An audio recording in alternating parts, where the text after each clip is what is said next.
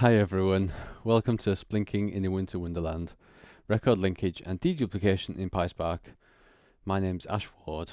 I'm going to be running this presentation with my colleague, Barney Lawrence.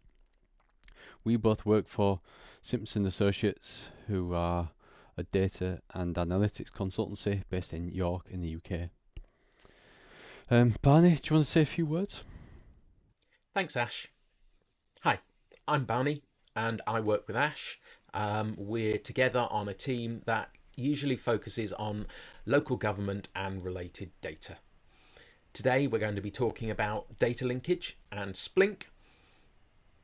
And as a quick overview, we're going to look at data linkage, why it can be a problem. We're going to look at Splink, why we think it can be the solution. And we're going to have some demos. Get really hands-on and show you some code working. So first of all, what is the problem? Well, problem is most organizations these days have multiple sources of data, and they will have records that represent the same entity in those different sources. The most common example will be people. You've got a record system, you've got a sales list, you've got internet sales, you've got some marketing. Wherever it comes from, you've got people from multiple sources coming in. But it doesn't just apply to people, it could apply to objects, to cars. Addresses is quite a common need. The problem essentially is that you've got data and it's not clean, it doesn't link up neatly, and you need to do it. Who is a person who has a lot of this problem? Well, it's Santa. Santa has two lists. So it's a relatively simple problem in some ways, but they're really big lists. They're lists of naughty children and nice children. And if anyone out there has met children, you'll probably know that they appear on both lists. So what Santa needs to do is he needs to find the children on both the lists and join them together. But there's a problem. The elves have little fingers and they're not very good at typing, which means they make mistakes. They spell names wrong. They get dates of birth not quite right. Children sometimes change their names. And so we need a way of joining these two data sets together, even though there's no identifier for a child. They don't stamp every child on the foot when they're born. It would be useful, but they don't. And so we need a way of joining those two things together. How do we do it? Well, we need to link the things together. And a straight match is not going to work because the values vary. And so we start looking into other techniques. We look into fuzzy matching, where there's some tolerance for variations, where if there's a slight mistype, a misspelling, or a small change, you can work around it. Even then, we won't get perfect results, and so we want to move on to another stage. We're going to start looking at a tool called Splink, which implements probabilistic matching. Ash is going to explain that in a lot more detail, but let's just say it gives a way of looking at all those records on the whole and finding which ones are most likely a match between the two records. Now, over to Ash for an intro. Splink is a Python package built for probabilistic record linkage. It was developed at the Ministry of Justice by a chap called Robin Lineker. He's got some really good blogs that covers a lot of this in some more detail if you want to look. Got some links at the end of the slides if you want to see. It's also built to be quick. You can link about 1 million records on a laptop in a minute. It's accurate. You can define a lot of user-defined logic. You can really tweak things to get things matching how you need it to. It's scalable. You can use it locally in Python using DuckDB, or you can use it in big data backends like Spark if you want to link millions of records. You also don't need training data. You can just use the data that you've got that you need to link to train the model. And there's a bunch of interactive outputs, loads of graphs and other visuals that help you see what's going on as you're building out the solution. Now I'm going to talk about some types of matching. Deterministic matching is where you can write a set of rules, and those rules will determine whether a record matches or it doesn't match. You can think of it as like a binary output. Within that, you have exact matching. So deterministic exact matching is where you say if the first names match and the surnames match and the date of birth matches, then the record overall will match. Whereas, if the first name matches but the surname doesn't match, then you might reject the record and it's not a match. You can have a bunch of these rules, so you could say if the first name and surname matches, or if the surname and date of birth matches, then we have a match, otherwise no match. But the crux of it is that the fields have got to be the same. Now we're going to go and take a look at deterministic matching in Splink. So I'm going to disappear and we'll pop into an example. In this session, I'm going to take us through a demo of deterministic matching within Splink. I've already got my Synapse instance up and running, and I've attached my notebook to my node, and it's all ready to run. First thing I'm going to do is install Splink, and that looks alright. Next thing, I'm going to set up lots of things, set up a few packages. There's not a huge amount to look at here, but a lot of it's necessary for what we're going to be doing later on. I'll get that running. We're not going to be doing much data matching, so I don't need to run these functions. Likewise, we don't need this. But I am going to import the data set that we're going to use. There's a few data sets built into Splink. This fake 1000 is quite good. It's 1000 records, but I'm going to be using this historical 50,000, so we have a few more records, so it's a bit more realistic. And one thing I'm doing is loading it into the data frame, and then I'm doing a count of the records. And it looks like we've got 50,578 records in this data set that we're going to try and dedupe. Here I'm setting up my settings. For the linkage, I'm going to dedupe only. You can link only or dedupe and link, but to keep things simple, I'm just going to dedupe this one data set. And in my blocking rules, I'm defining these. Now, when you are doing dedupe only, when you're doing a deterministic match, you put your deterministic rules in these blocking rules. It's kind of a little workaround, a quirk as to how Splink works. So what I'm saying is I'm going to match records if the first name and surname and date of birth all match, or if the first name and surname and postcode match, etc. So if any of these four criteria are met, then we're going to match some records. And if none of these match, if none of these criteria are met, then we're not going to match the records. This next bit I'm going to get running because it can take a little while. This spark linker is the main thing that creates the data linkage model, and then passing to that the data frame as a parameter and the settings that we've just defined above as a parameter. And then from that, I'm going to profile the columns just to see what the data looks like. And if we have a look at this, we can see, a couple of William and John are quite common names, but then towards the end, Nicholas with a K is not very common, so that's down the end somewhere.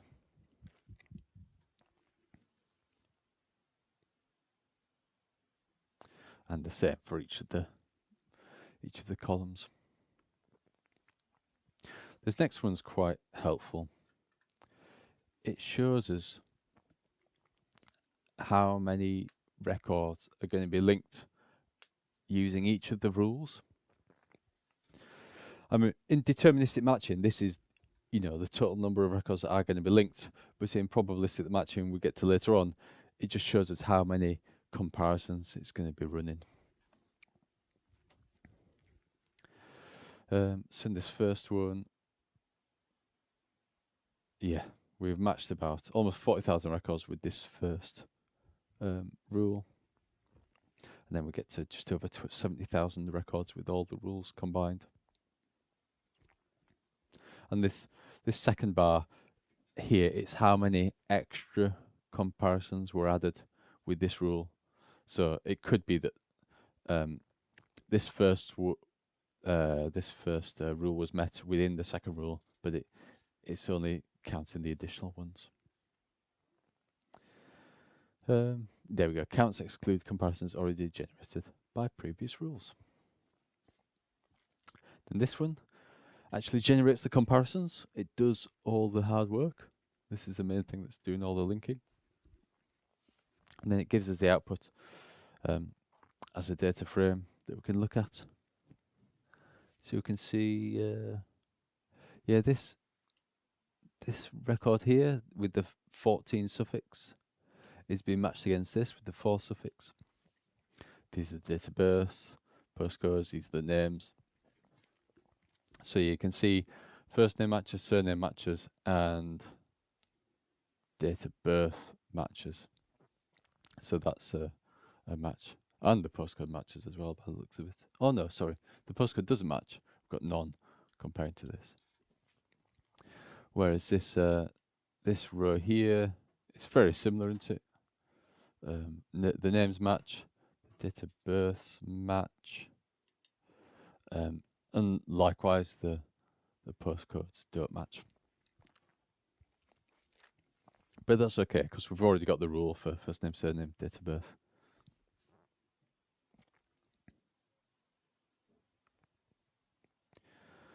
Next up, now we've done all our matching and got our probabilities, we want to cluster the output to get a distinct list of people out the end of it. Because at the moment we've just got a big list of all the records that have been compared to all the other records. In fact, I guess we've done 70 odd thousand comparisons, so we're probably going to have what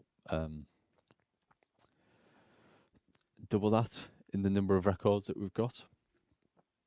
So what the clustering is, it brings them all together and just says, you know, for this bunch of records, you are one record. So I'll run the clustering, see what we'll get out the end of that. In fact, the output is a data frame.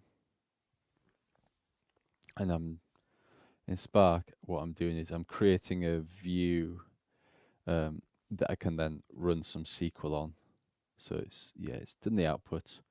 Now it's in SQL. I can look at this view and see what we've got. So all these records here is put together in the same cluster. We're looking at this cluster ID to figure out which cluster we're in. Although these here are all in different clusters. But these all down here, these 4, those have been all put into the same cluster. So it's bunched them together. So it's saying all these 4 records, it thinks are the same cluster. And what I'm going to do finally is do a count of the cluster IDs to see how many distinct records we have having done the whole process. And it looks like we've got 26,000. So we've reduced our row count by about half because we started off with 50,000. We don't know how many records there should be, but 26,000 is fewer than 50,000, so we've definitely grouped a few of those together. And that's about it for the deterministic matching demo.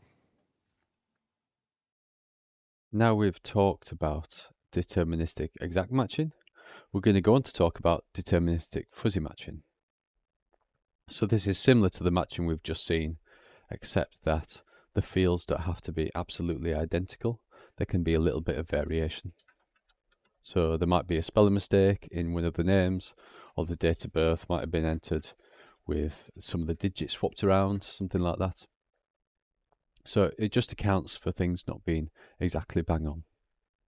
So now Barney's going to talk about that in a little bit more detail. What is fuzzy matching? Well, I'm not aware of a formal definition, but for our purposes, fuzzy matching is the process of identifying where two things are almost but not quite the same. It's those situations where a computer says this is not equal to that, but when a human being looks at the two, they think, well, they're probably the same thing. And we've got a few tools that we can use to help Splink to understand those situations. Let's take a look at them. So, first off, SoundX, Metaphone, these are ways of boiling a string down into a representative of what it sounds like. I've taken a few names and I've run them through the calculations to see the values. We can see them straight up there. So Barney, SoundX, B650, Metanone, BRN.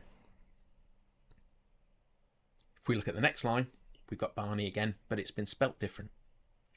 And if we follow across, we get the same values. Barney and Barney, it's the same thing. It's said in the same way.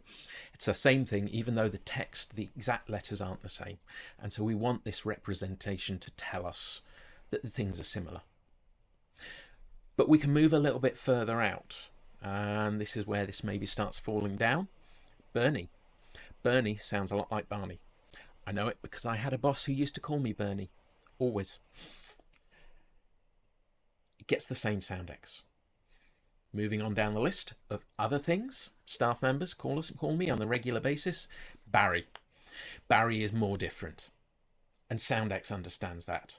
Now we've got B600. The numbers are kind of the same, which means it's close, but it's not the same. And similarly, your Metaphone, you're just getting BR this time. And then finally, Arnie. I'm not aware of anyone calling me Arnie, but it sounded similar. It made a good example. Run that through, and SoundX, we get A650. Notice we had B650 at the top, A at the bottom. There's something going on there. It's identifying the first letter, but it's also recognizing the rest of the flow. It knows Barney and Arnie are a similar pattern.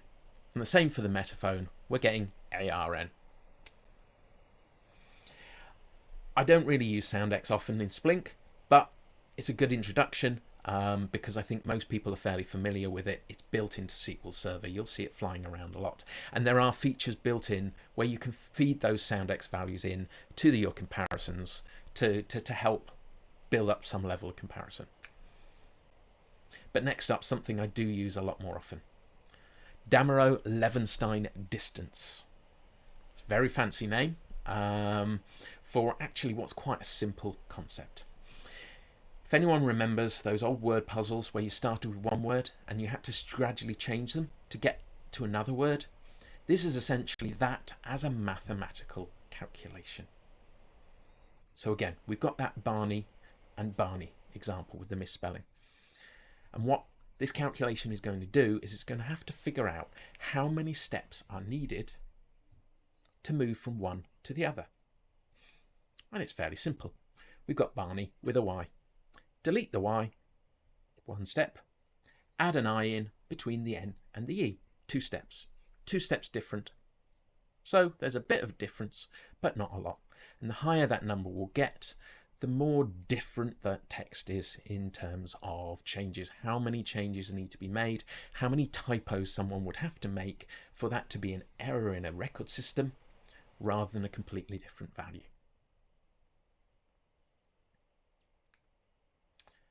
Another function that comes up quite regularly is the Yarrow-Winkler function.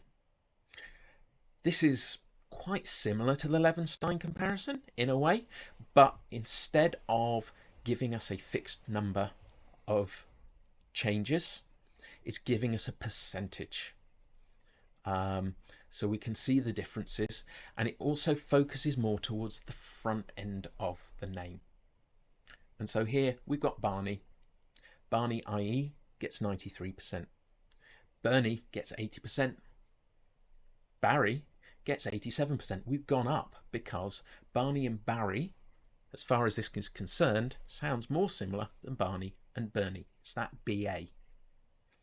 Finally, throw in a completely different name, Darren, only 69%. We're a lot lower. It's got some R's in, it's got an A in, but it's got the first listen difference, and so you get a much lower score. Which of these should you use? I can't answer that. It depends. I'm a good consultant. I like to say it depends, but in this case it does. Realistically, try one, try the other, push them all into Splink, see what results you get. These aren't a point where it's an exact science. You just need to choose values, choose thresholds, and keep on working until you get the best results you can. Let's look at comparisons a little bit more. We've talked about them, and we've seen in a deterministic demo how the blocking rules are the same as the comparisons that join rows, but for the rest of the session, we're going to be talking about the two separately. So how do we build our comparisons? Why don't we jump into a notebook and take a look? Starting off with possibly what's the simplest comparison, and the one you'll use first, it's an exact comparison. So here in our very first box, we're setting up into a variable a comparison. CL is the comparison library. I've loaded that in, and thankfully Splink is preloaded with a whole set of simple comparisons that it can use to get you off the ground rather than having to code your own comparisons between the data. So if I run this, my comparison is built and set up for the email field. What does that look like? Well, good news is we've got a nice little method here, human readable description, which I can apply to my comparison to see exactly what goes on inside it.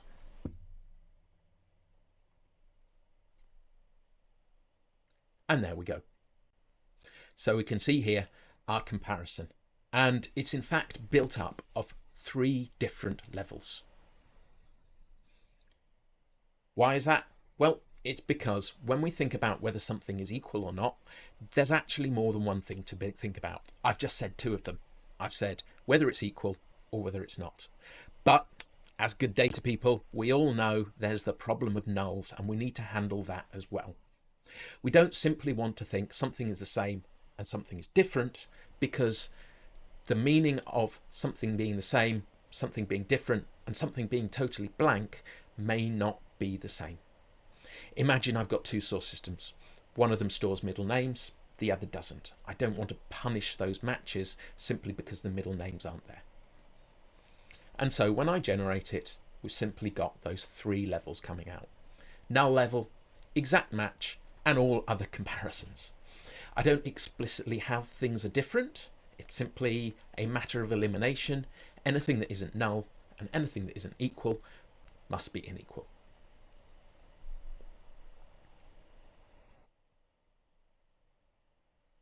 So there we've seen a human readable version of this, this comparison. What does it really look like? Well, we can use this as dict method to see it in dictionary form. This is the raw code working on behind the scenes. And there it is. It's JSON stuff. If you're into that, you can read it. You can see here we've got a null level. Here we've got an exact match with email on the left side of the match equal to the email on the right side of the match. And here we can see all other comparisons set into that else category. Nice and simple. You will use this, but it's a little bit limited. What if we want more? Well, as well as those comparisons from that comparison library, we also have a comparison template library. These give you a much more advanced set of comparisons you can run. So picking a nice simple one, and one that you will probably use quite often again, the date comparison. Let's run it and see what it does. Whoa. So out we come. We can see a description of what's happening on our date. I've got to remember I'm not mirrored, so I'm pointing in the wrong direction. We've got that null level. Obviously, we've got an exact match level. But then we've got more choices as well. We've got that Damoreau-Levenstein, less than or equal to 1. Has someone made a mistype in their date? And then we've got other checks. We've got, were the two dates within 1 month of each other? Were they within a year? Were they within 10 years? And then everything else. We don't know. That gives us many levels to look at, to build up our probabilities on, and to set weightings on, to give us multiple thresholds. Because golden standard, date of birth is the same, but next up, someone makes a mixed type. We don't want an all or nothing comparison. We want some steps for Splink to really get its teeth into and work out exactly how similar or how different things are. We're going back to that fuzzy element. That's nice. We set up our date, but what if I don't want it working exactly the way it's been set up? Well, we can expand out the parameters within that date comparison. That's what I've done here. It's the same comparison, but I'm fleshing it out with further parameters. I'm saying I don't want a Damoreau-Levenstein threshold, but I do want Levenstein thresholds of 1 and 2. Do I like the idea of having different date thresholds for the two differences between the dates? Yes, I do. Did I like the examples that they had baked into the function? No, I didn't. And so I've set up my own. Here we can see I'm going for a month, a year. Month comes twice. That works in parallel with this dictionary up the top. So we're looking for date of birth within 1 month, within 2 months, and within 1 year. Push it all out, read the description, and again we can see we've got exactly what we've asked for. We've got that exact match. We've got some text describing exactly which comparisons were in there, and when we look through the steps we can see that it's rolled all of those lists out into multiple options. So we've got that Levenstein 1, we've got that Levenstein 2, we've got 1 month different, 2 month difference.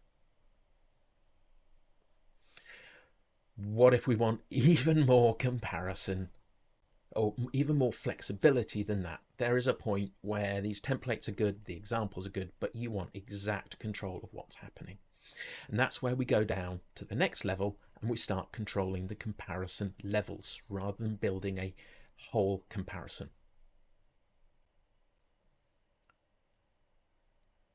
So, for example, here we have a comparison that we're building up from comparison level functions. I'm basing it on the first name column. I'm calling it first name exact match. Might seem a little bit familiar. Good. And it's made up of these levels. It's made up of the null level. We want to check whether one of the values is null. It's made up, obviously, of the exact match level. We want to see if the two fields are exactly the same. And then finally, we want an else level. In this case, that will fall back to being they aren't the same. Build it all together, run the output, and we get something that looks exactly the same as the exact match comparison level. Which is good, because I built this to look exactly the same. And it's worth remembering Splink, it's giving you those comparison template libraries, those comparison libraries. They're useful. They are essentially shortcuts. They're using the comparison levels, or they're using the raw code below that to build up comparisons for you. And they're just wrapping convenient common patterns into a single function so you don't have to type so much. That's quite a simple version of comparison levels, but we can then push it further. What if we were in that example where we're doing some comparisons and I want to do more than the normal comparison can go? I had a go at writing an example. So here I'm now considering not just the first name, but the first name and the last name. I want to think about the full name, and I want to think about different levels within that. So I'm building my comparison levels, and I have another helper function that lets me combine two comparison levels together. So my first level is looking at the level of null. Is there a null in the first name and a null in the last name? That's my null level. Next up, are both names exactly the same? So again, we can use an and. is the first name the same and the last name the same? That's a really solid, strong match. So that's going in as a consideration. But sometimes names go wrong. What can we do about that? Well, we think people mistype first names, but usually they'll get the first letter right. I get called Barney, Barry, Bernie. Usually it begins with a B. And so we'll build a comparison that covers that. We're going to take the initial, the first letter of the first name, and we're going to take the last name. So we're going to do an exact match, but only on a little bit of that first name. Finally, falling back further, maybe someone's completely mistyped the first name or the last name. We don't know which. And so we can use an OR method. We're taking the same two levels, that first name and last name, but this time it's either one is right and the other one is wrong. And then finally, the else level. It's all completely different. This, in fact, is quite simple for a first name comparison. If I was building it myself, I would be putting more in. I'd be putting those fuzzy matches in, the Yarrow Winklers, the Demereux Lovensteins, whatever seemed to match the data the best. But let's stop there for now. Let's run this example, see what comes out.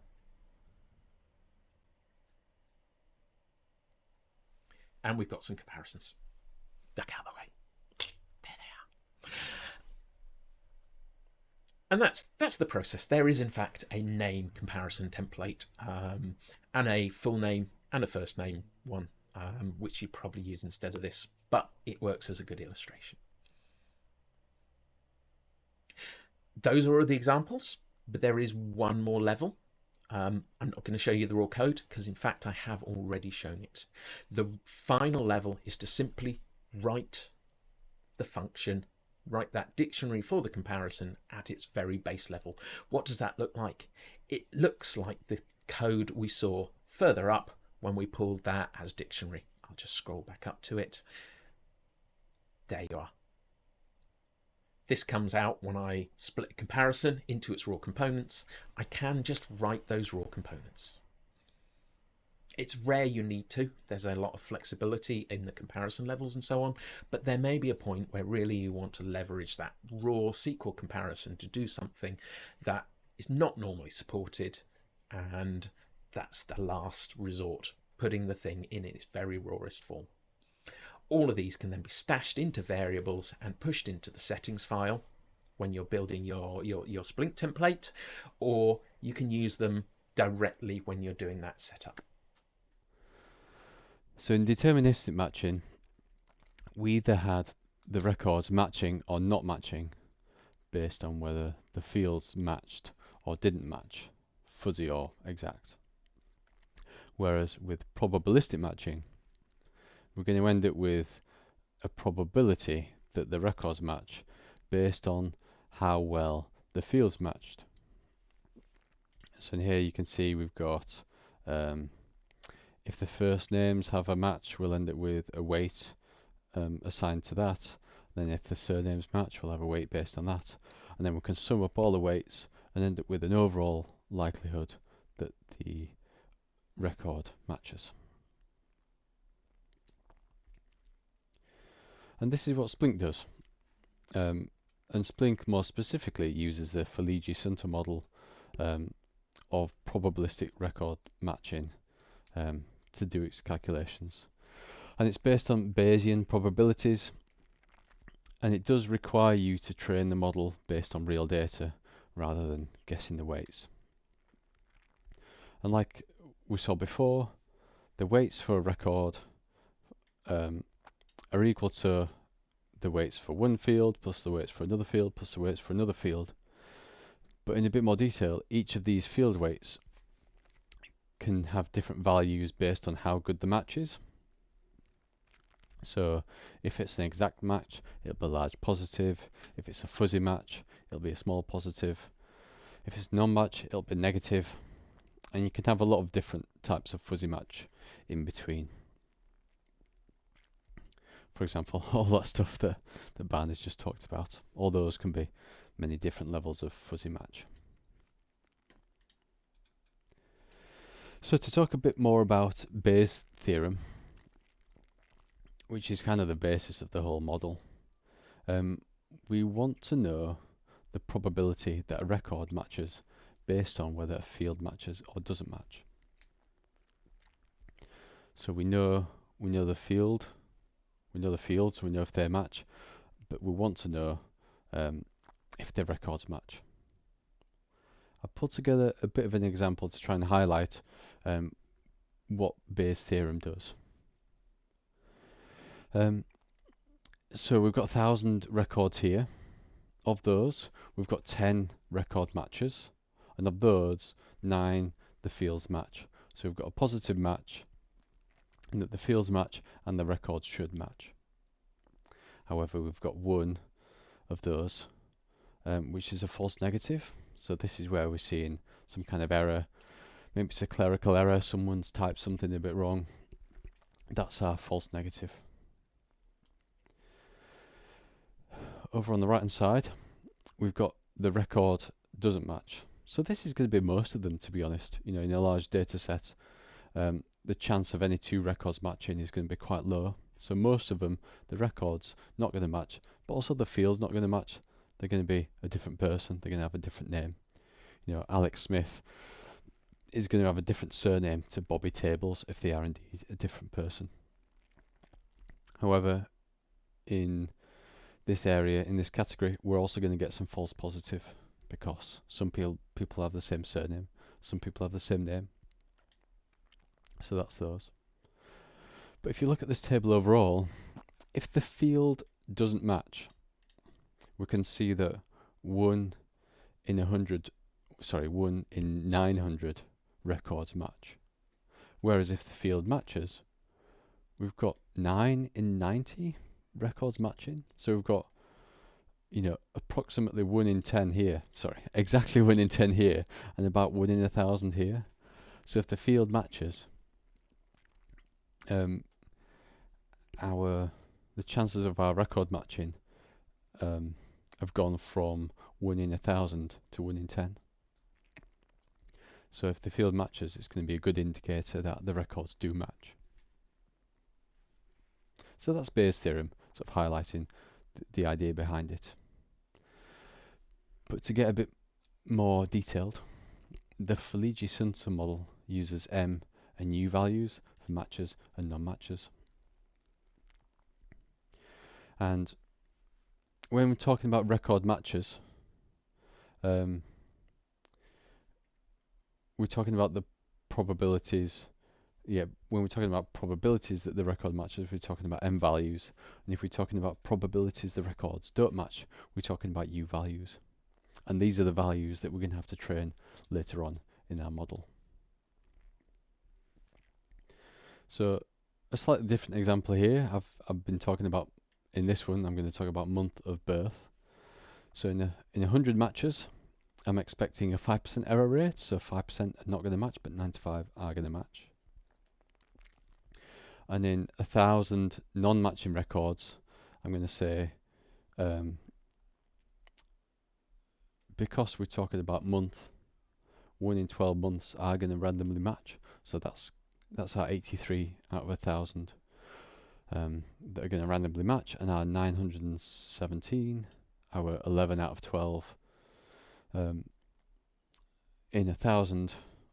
Those are going to be our non-matches where the fields don't match.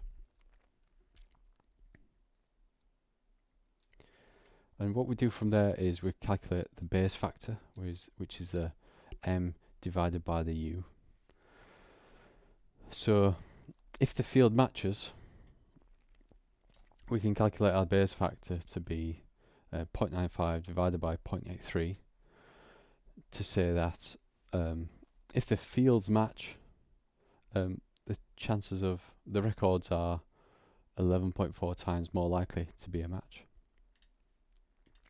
Whereas if I just flip to the other slide, in this slide we're talking about where the fields don't match.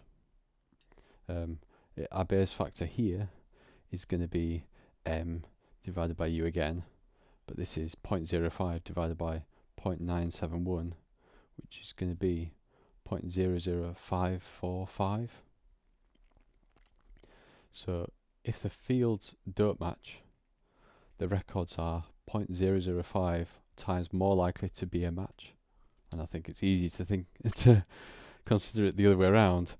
If the field doesn't match, it's 18 times more likely to be a non-match.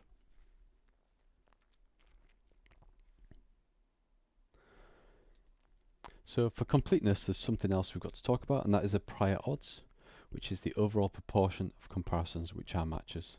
If you like, this is the random chance that any two records you pick will be a match. It's the base odds that any two records match.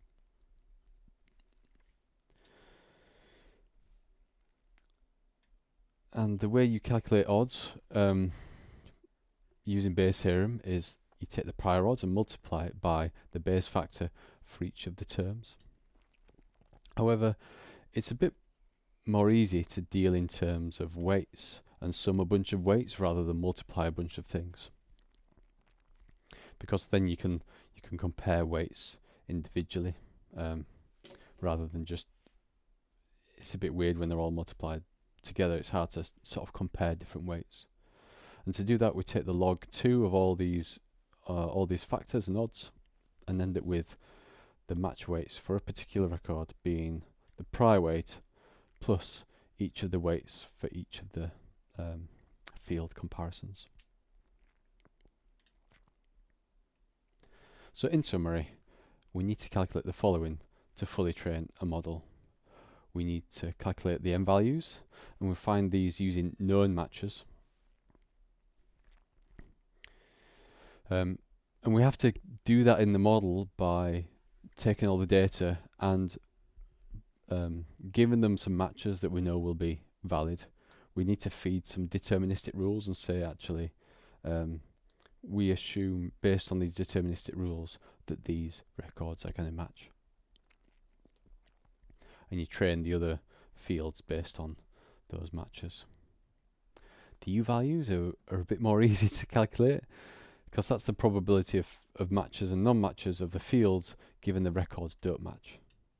And because when you've got a large number of records, the chances of any two records matching is quite low, so you can just randomly sample the model to calculate those probabilities.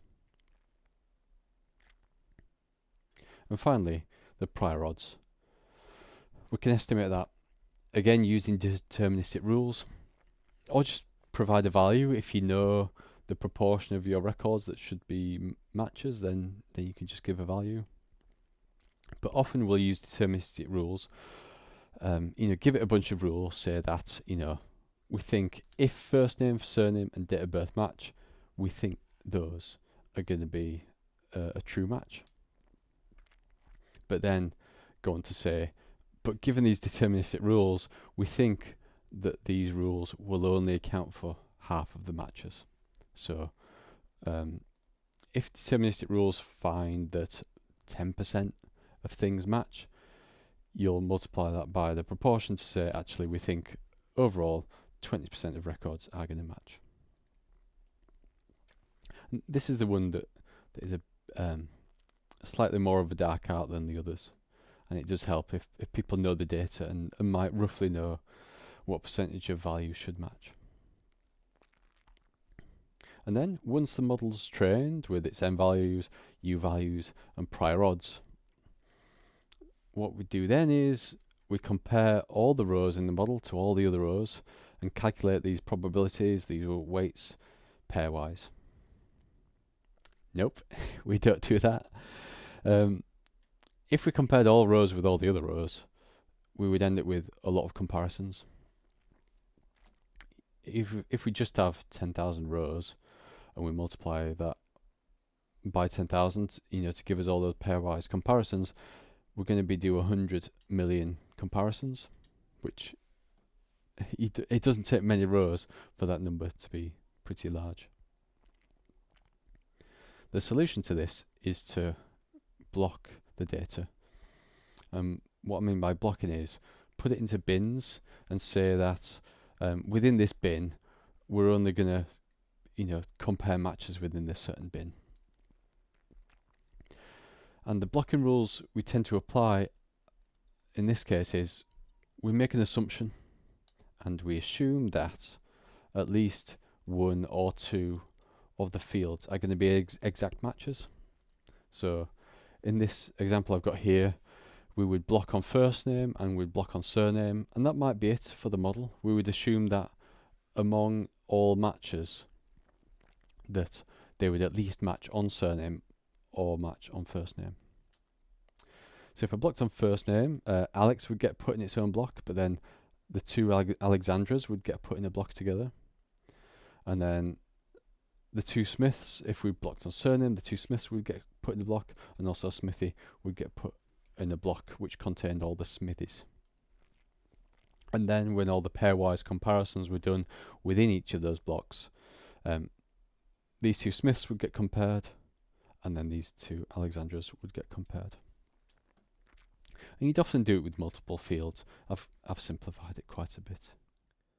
So in this demo, we're going to have a look at the probabilistic matching within Splink.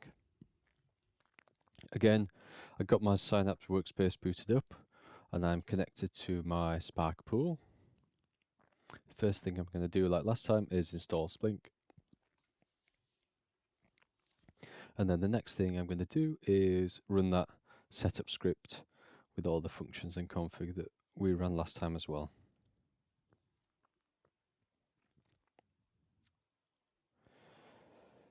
Unlike last time, I am going to run this block of code, which is going to register the functions that we'll need to run some of the fuzzy matching.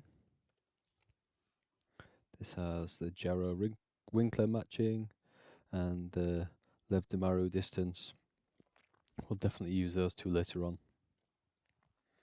And I'll import the data set as before. Now this is where it starts to get interesting. Again, I'm going to do a dedupe, but this time my blocking rules are not going to be my deterministic rules, they're going to be actually blocking rules. So this time I'm blocking on pairs of fields, so I'm assuming at least two fields are going to be exact matches if we're going to get any kind of match.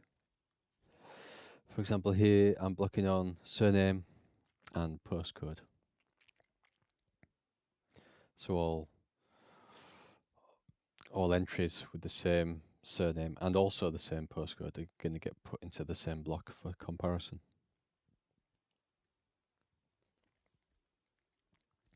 Next up, these are our probabilistic comparisons.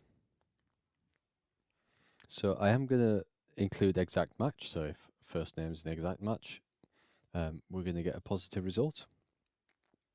I'm also including some fuzzy matching, the Jarrow-Winkler and the Demarau-Levenstein thresholds. And I'm including two levels for each of these, so one more accurate level and then one less accurate level for different levels of fuzzy matching. For the surname, I'm running the exact same thresholds. For date comparison, I'm doing things a little bit differently. I've got the Levenstein again. I'm not doing any Demarau-Levenstein, but I am doing some date diff thresholds. So if the birthday is in the same month or in the same year, I'm going to get a positive comparison. I'm doing some exact matching on birthplace, gender, and occupation. And I'm doing this postcode comparison on the postcode. I'm not 100% sure what this does, but this is a function that's built into Splink, and you can certainly look at the documentation to see exactly what it's doing there. One more thing of note is I've got this convergence figure. So this is an amount of convergence for the M and U values. So when you're running the script, it will iterate over training the model until this convergence level is reached. And we'll see this number later on. So I am going to set up the linkage model. And like last time as well, it's going to pump out this profile of the columns. It is exactly the same data set, so I'm not going to bother looking at that in too much detail. But there it is. And now I'm going to define the deterministic rules, because here is where we want to calculate that prior probability. So if you remember that prior is the initial probability that any two random records might match. And we've got to define some deterministic rules, and then I've set the recall to 0.7. So with these two rules, I'm saying that, or I'm estimating that these two rules will account for 0.7 of all matches within the system. This is a bit of an estimate at the moment. It could well be that if you're working with this in the real world, you'll look at the output of the system and then you might have to come back and revise this.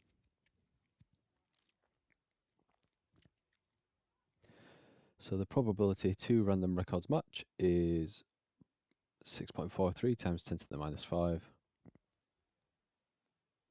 And it looks like there's 1.2 billion total possible comparisons. So it's a very good job that we're using blocking to really trim down the number of comparisons we'll be doing.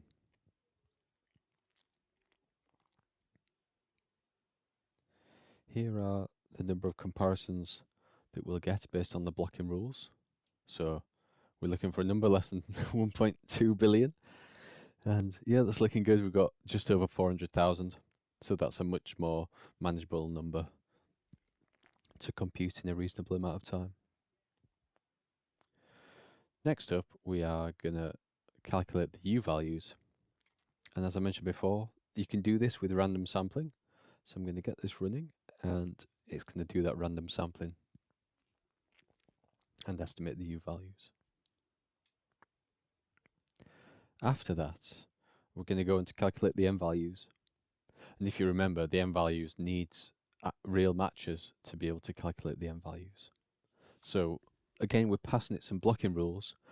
So I'm saying if the surname, first name, and date of birth match, I'm saying that should be a true match. Likewise with surname, first name, and postcode. And the reason I've got a few lots of matches of blocking rules is because when you train the model, if you're already blocking on surname, first name, and date of birth, you can't train the model on those because you're using those to define the match. So you can't calculate the M values base for these fields. So you often have to do a few iterations of this. So you see, I don't have postcode in this first blocking rule. So that means I can train postcode there. I don't have date of birth here, so I can train date of birth here. I don't have surname here, and I don't have first name here. So overall, the different blocking rules to calculate the M values, each of the fields is not included at least once. Okay, so the previous step is finished. What it said is it's estimated the U probabilities using random sampling, which is great. And it's also told us the model's not yet fully trained because it's missing M values for all these fields. But it's alright because we're about to change that. Let me give this a run. And the output from this is quite helpful. So it's saying it's going to block on these three fields, and therefore it can't estimate M values for these because I'm blocking on them, but it can estimate for these. And then it's iterating over those and finally getting to that convergence value. So it's converged after 7 iterations. And after that, it's telling us that because we blocked on first name, surname, and date of birth, our model is still missing M values for first name, surname, and date of birth. So that's why we've got a few more to come. So on this one, we were hoping to train date of birth here. However, it's come back and said level within 1 month comparison date of birth not observed in the dataset, unable to train M value. So it must be a particular of the data that we're handling. We're just not able to train the date of birth based on what we've blocked so far. So we might have to come back to that again. But however, it's still trained those other values, although we already trained those values, so it wasn't as important. But at least it's refined the M values for those other parameters.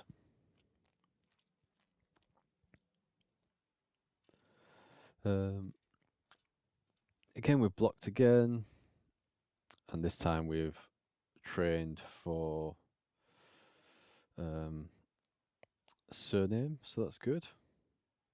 We're blocking again, blocking the surname, date of birth, postcode, and I think we're gonna calculate our n values for first name, which it seems to have done, and we're only now missing some n values for date of birth. But don't worry, I've run this script before and I know what's coming up, so I've decided to run some more blocking rules and then recalculate, and hopefully we can calculate some n values for date of birth. So let me run this. It's training. It's going to estimate n values for these. However, again, we're getting this error. Although it's slightly better now, level within 1 month comparison not observed in the dataset. So at least we've trained that 1 year level comparison. It's just that 1 month level comparison that we yet to train. So now let's see if this one does that. Yeah, so these last two I was blocking on surname. This time I brought in place of birth and occupation to try and block on those, so I could train some more things, because I'd used all those first 4 fields. And this time, yeah, I'm blocking on first name, again birthplace and occupation.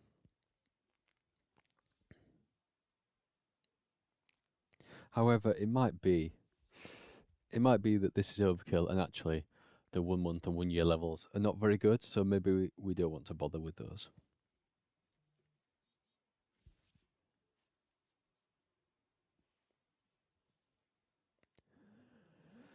So that's good. After all those iterations, our model is fully trained. All comparisons have at least one estimate for their m and u values. So let's have a look at the match weights chart to see how the model has been trained. So this is our prior. So any 2 random records are going to have this probability of matching. Now if we look at first name, non-matchers have a negative weight, but all these, so that exact match is a large positive, and all these fuzzy matches are sort of lower positive weights, which makes sense. That looks good. Surname is also looking quite similar. We've got a high positive exact match and then lower positive for the other matches. Although Jarrow Wrinkler 0.8 isn't that good, but it's all right. Well, it's neutral, so that doesn't. I suppose if we were to not include this, then if there was that kind of a match, if that kind of a match is missing, then people would fall into this category of all of the comparisons. So it's still kind of helpful to have this level in, even though the weight is quite close to 0. Date of birth, exact match is good. Levenstein -2 is alright, but it looks like within 1 year is even worse than all the comparisons. So within 1 year is a really bad signifier of a good match, of a true record match. So maybe we could get rid of that, to be honest. Birthplace, that's a good match, although the comparisons are negative. And postcode, yeah, the postcode matches seem alright. You see, it seems like a special match is this thing. Just for postcode, so it's gone round exact match, and then it's doing sector, district, and area. So as people get further and further away from the exact postcode area, the exact postcode, sorry, the match gets less and less positive. Gender is quite neutral, but if it's not a match, it's a negative weight. And occupation is fairly straightforward.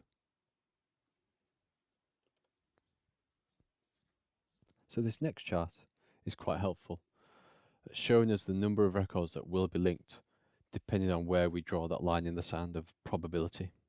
So we might say, all records above 0.9%, well, 0.9 probability we'll take forward as a match. So what's this here?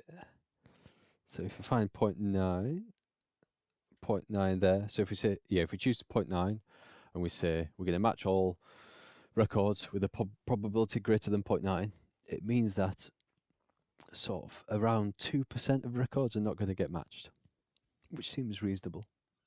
But if we crank that up to 0.99, sort of 3.5% of records are not going to get matched.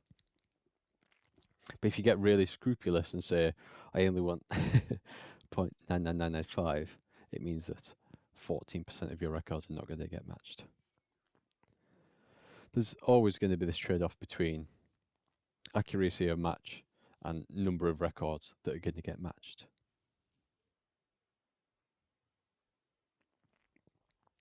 So this is where we run the predictions. This is where we set that threshold and we generate those matches. So I've set the threshold to be 0.9. We'll see how many we get back.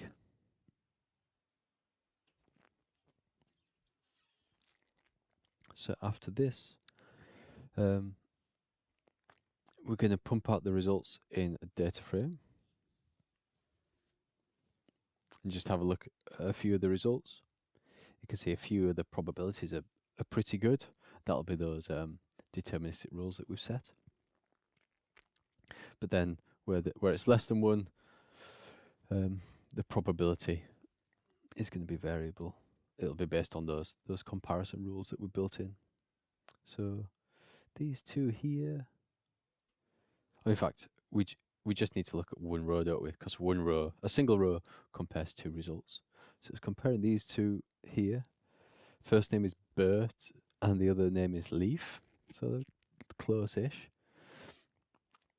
But it doesn't look like it's a match. Or it looks like it's a marginal match.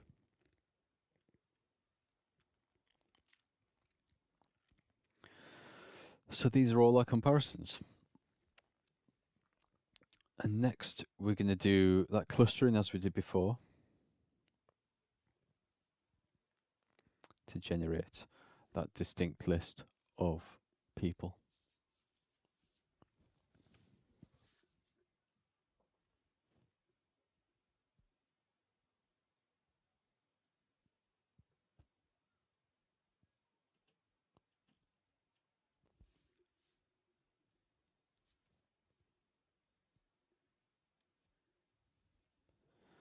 So now the clusters have been generated and it's put it out into a data frame, and I've written that data frame to a temp view. I'm gonna have a look at the output. So now we have 14,000 records now.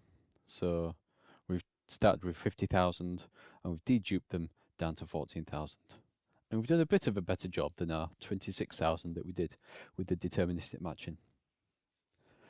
But what's great about this is kind of a first run, an initial draft. We could probably do a lot better. Whereas with the deterministic matching, you're kind of stuck. There's not that much to tweak. So there's definitely scope of getting that down a bit further, getting some more good matches. Now, this next graph is really helpful to look at individual records and see how they're made up in terms of their weights and what their final weight is. So this person here, it looks like they've had a positive match on nearly everything. Although you can see the Reeves has been an exact match. Date of birth, exact match. Birth person, exact match. But first name, Jean and John. That's not an exact match. It's a bit of a fuzzy match, so the magnitude of that weight isn't massive, but it's definitely a positive weight. Let's find some more interesting ones. Maybe some with some negative. Ooh. So this one, the first name, didn't match. So we've got a negative weight there. The surname, it was null for one of them, so 0 match there. However, date of birth is close. Yeah, you see we've got some kind of, I mean, there's no such month as the 81st month, so it would make sense that that's a typo. However, birthplace, postcode, and gender are all positive matches. And yeah, gender, although it's an exact match, it's only a small positive match, and that's because, you know, there's not very many genders, so a positive match on that doesn't mean that much.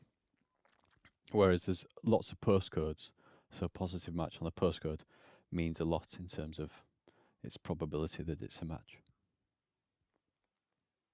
And that's about it for the probabilistic demo.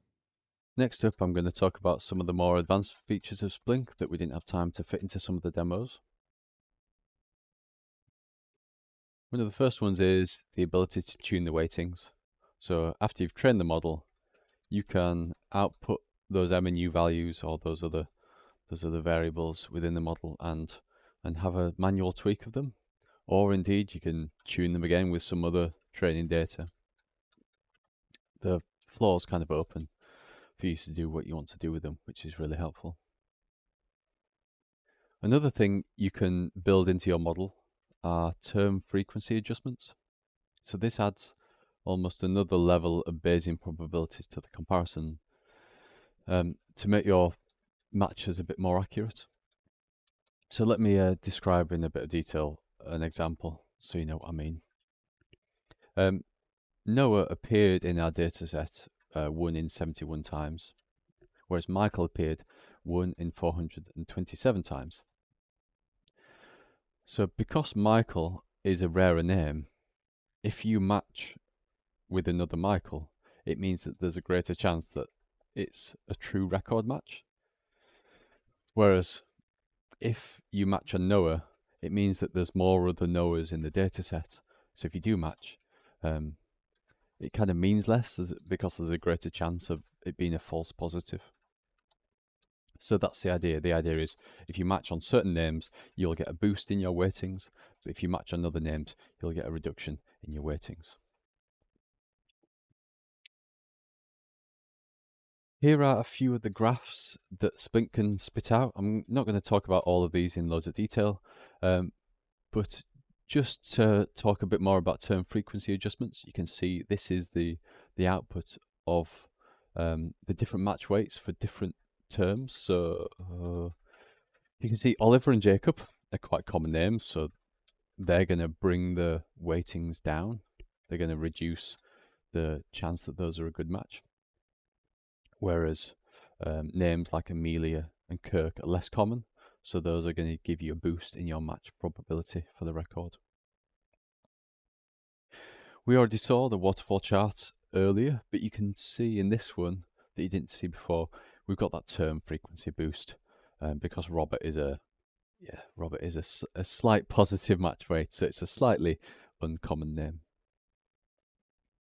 And city and email, those have the, I mean that's, I think it's a mistype of London being compared to an empty value, and because it's an empty value, it just doesn't increase or decrease the weight. Same with email. There's an email, but the other email is a null, so it just has a 0 weight. The other one that we use a little bit is this clustering chart, so you can see how the output of the clustering has built up your different clusters of people. You can see you've got these red ones here that are sort of spanning the gap between the blue and the green, which is interesting to see.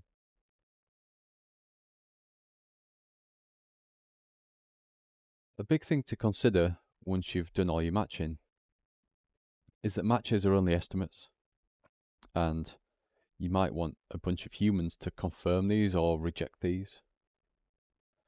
So you might want to build in some always match lists and some never match lists. You know, there might be something that we've seen a bit is twins. You know, twins born on the same day, so they've got the same postcode, same surname, same date of birth. But obviously they're different people. So that's the kind of thing you want to put in the never match list. What's helpful is, though, that the Splink team has built out this clerical labeling tool, as they call it. So you can load in the output of Splink, and then a bunch of humans can go in and say whether they think that this is the probability that's come out of Splink, but the user can go in and assign a probability that they think. So for those twins that you don't want matching, they might have a match probability which is close to 1, but then the user would say, I know that they're twins, I'm going to drag the probability down to 0 so that they should never match. Another thing we've seen is the output of the clustering comes as a pandas data frame, which is fine when you're working locally in Python, but when you work in Spark, you kind of want everything to be in a Spark data frame. Otherwise, you don't get that performance boost that you do for the large parallel Pute that you have in Spark. It's still just running on one node. So you really want to have it as a Spark data frame instead. However, the best way we've found to do this is to immediately export from pandas to Parquet, and then if you do need it in Spark, then re-import that Parquet file. Finally, I'm going to take you through the environment setup so you can replicate what we've been doing on your own environment.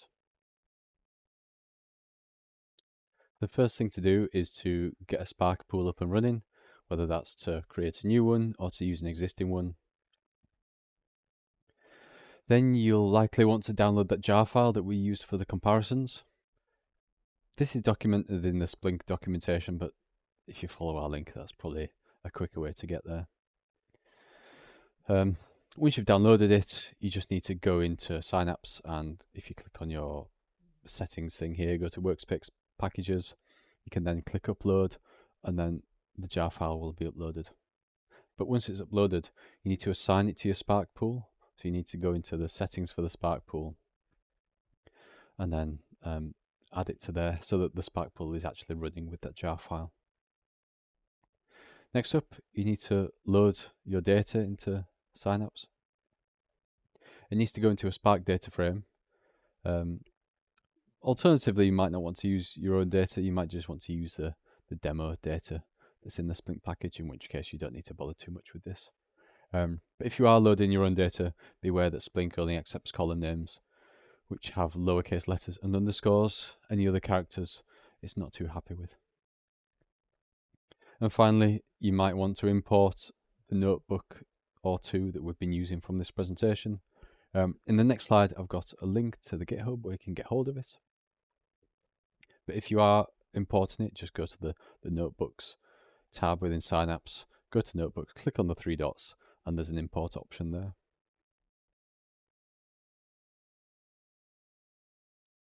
Finally, here are the links. We have the scripts up on GitHub at this location. This is a link to the Splink documentation. It's got a load of detailed documentation of all the functions. So that's really helpful. The GitHub's there for reference. And we've got Robin Lineker's blog, which is great if you want to dive into the theory a bit more behind Splink. Next up, there's a link to a blog of one of our colleagues. He's written a blog around a very similar topic, around building a single view of the customer using open source tools. He's used Splink, but he's done it in Databricks, so that's you might want to look at that if you're using Databricks.